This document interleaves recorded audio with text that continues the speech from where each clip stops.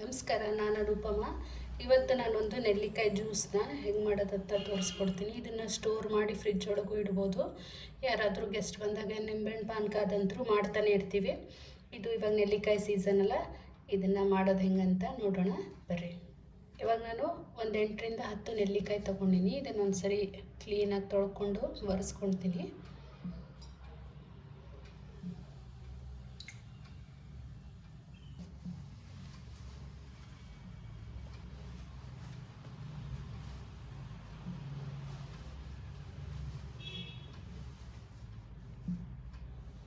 ಕ್ಲೀನಾಗಿ ಒರೆಸ್ಕೊಂಡಿನಿ. ಈಗ ಇದನ್ನು ಈ ಸೈಜ್ ಒಳಗೆ ಹೆಚ್ಕೊಂಡಿನಿ ನಾನು.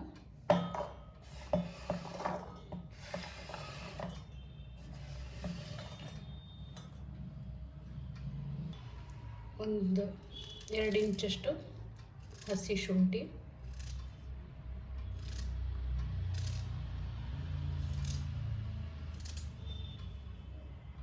ಒಂದು ಸ್ವಲ್ಪ ಮೆಣಸು, ಸ್ವಲ್ಪ ನೀರು ಹಾಕಿ ಇದನ್ನು ಗ್ರೈಂಡ್ ಮಾಡ್ಕೊತೀನಿ. ಇವಾಗ ಇದು ಇಷ್ಟು ಗ್ರೈಂಡ್ ಆಗ್ಯದ.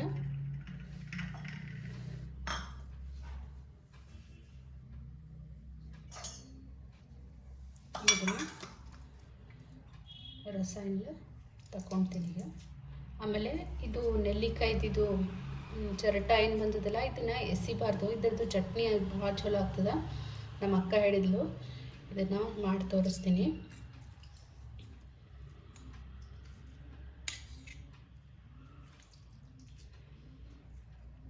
ನೀವು ಇದು ಹೊರಗಿಂದ ನಾವು ಅದು ಜೀರಾ ಸೋಡಾ ಅದೆಲ್ಲ ಕುಡಿತೀವಲ್ಲ, ಅದರ ಥರನೇ ಇದು ಟೇಸ್ಟ್ ಬರೋದು.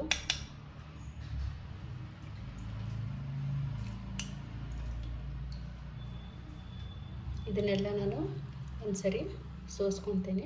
ಇದು ನೋಡ್ರಿ, ನಾನು 8ರಿಂದ 10 ನೆಲ್ಲಿಕಾಯಿಗೆ ಈ ಗ್ಲಾಸಿಂದ 3/4 ಗ್ಲಾಸು ನೀರು ಹಾಕಿದ್ದೆ. ಆಮೇಲೆ 1-2 ಇಂಚಷ್ಟು ಶುಂಠಿ, ಒಂದು 8ರಿಂದ 10 ಮೆಣಸು ಹಾಕಿದ್ದೆ. ಅದರಿಂದ ಇಷ್ಟೊಂದು ರಸ ಬಂದದ್ದು. ಇದನ್ನು ಫ್ರಿಜ್ ಒಳಗೆ ಸ್ಟೋರ್ ಮಾಡಿರ್ಬೋದು. ಅದಕ್ಕೂ ಮುಂಚೆ ಅದಕ್ಕೆ ಸ್ವಲ್ಪ ಉಪ್ಪು,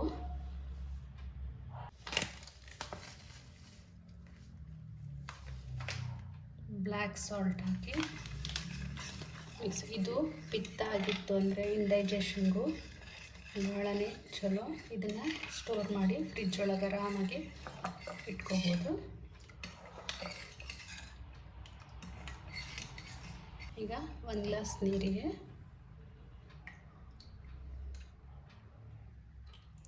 ಎರಡು ಸ್ಪೂನಷ್ಟು,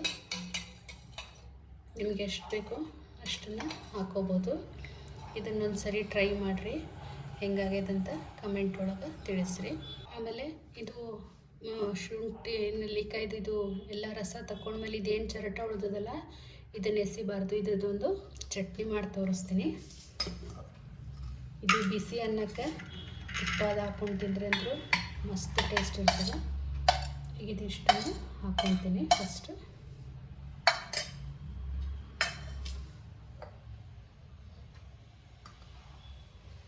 ಸ್ವಲ್ಪ ಉಪ್ಪು, ಸ್ವಲ್ಪ ಅರಿಶಿನ ಪುಡಿ, ಒಂದು 4 ಮೆಣಸಿನ್ಕಾಯಿ. ಇದು ಅಷ್ಟೇನು ಖಾರ ಇಲ್ಲ. ಸ್ವಲ್ಪ ನೀರು ಹಾಕಿ ಗ್ರೈಂಡ್ ಮಾಡ್ಕೊತೀನಿ. ಇದು ಇಷ್ಟು ಸಣ್ಣಾಗ್ಯದ. ಇದನ್ನು ಒಂದು ಬೌಲಿಗೆ ಟ್ರಾನ್ಸ್ಫರ್ ಮಾಡ್ಕೊತೀನಿ.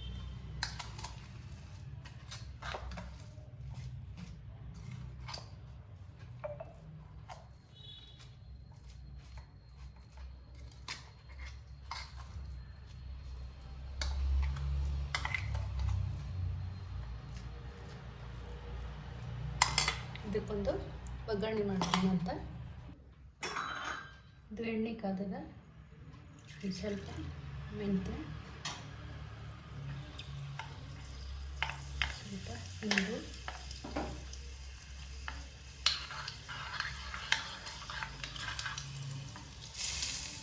ನೋಡಿದ್ರಲ್ಲ ಎಷ್ಟು ಸುಲಭವಾಗಿ ಮಾಡ್ಬೋದಂತ. ನಂಗೆ ಗೊತ್ತಿರಲಿಲ್ಲ ಇದು ಚಟ್ನಿ ಮಾಡೋದು. ನಮ್ಮ ಅಕ್ಕ ಹೇಳಿದ್ದು. ಇದು ಬಿಸಿ ಅನ್ನಕ್ಕೆ ಭಾಳನೇ ರುಚಿ ಇರ್ತದೆ.